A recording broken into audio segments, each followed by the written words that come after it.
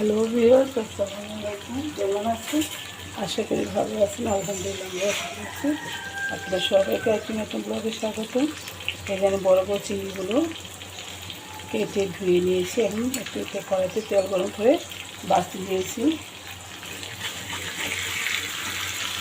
ভালো হয়ে গেছে মাছ বাছতে। চিংড়ি মাছগুলো নিয়ে উঠিয়ে দিব।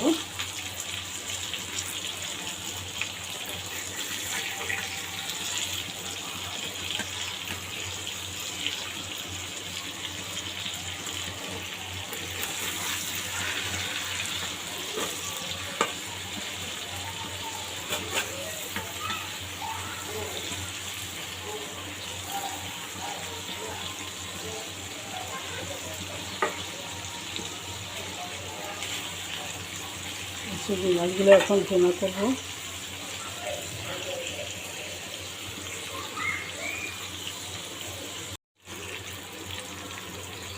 চিংড়ি মাছ ভাজা হয়ে গেছে।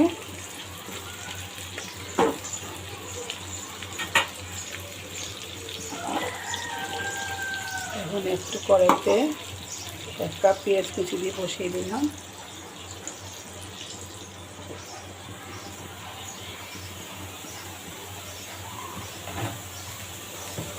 এখন তেল দিয়ে দিব পরিমাণ মতো।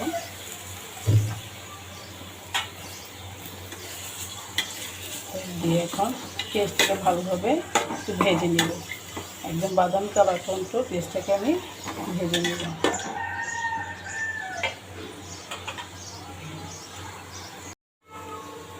পেঁয়াজটাকে ভেজে হালকা বাদামি কালার করে নিলাম।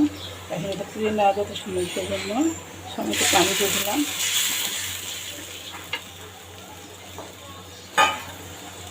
এখানে একটা মশলা দিয়ে দিব। মরিচের গুঁড়া 1 চা চামচ,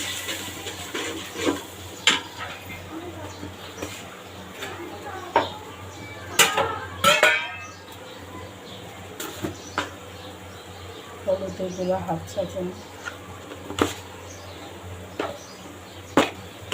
স্বাদ মতো লবণ দিয়ে মশলাটাকে ভালোভাবে কষিয়ে নেব।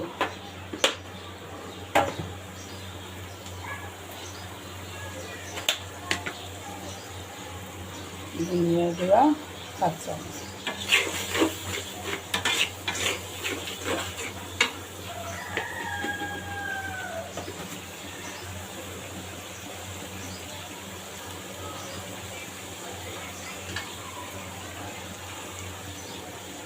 সামান্য একটু জিরা ফোড়ন। মশলাটাকে ভালোভাবে কষিয়ে নিই।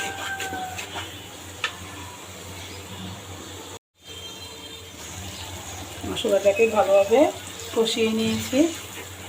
তেল উঠে গেছে, তারপর মশলা কষানো হয়ে গেছে। তখন আমি ভালো চিংড়ি মাছগুলো দিয়ে দিব।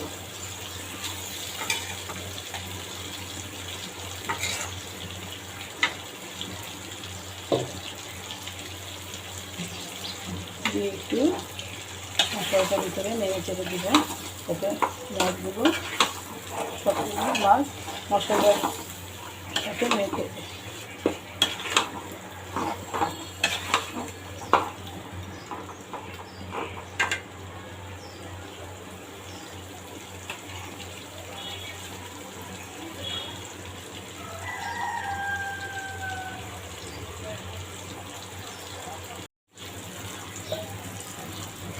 মশলার সাথে চিংড়ি মাছটা ভালোভাবে কষিয়ে নিয়েছি। এখন সামান্য একটু পানি দিয়ে দিব।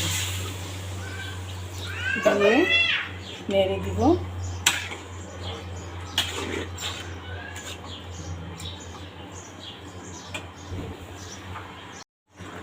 তরকারিটা বলক এসে গেছে।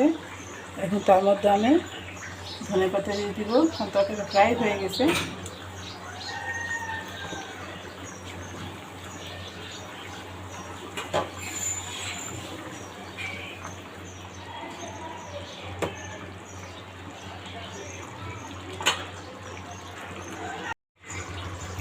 তৈরি হয়ে গেল আমার চিংড়ি মাছ ভুনা।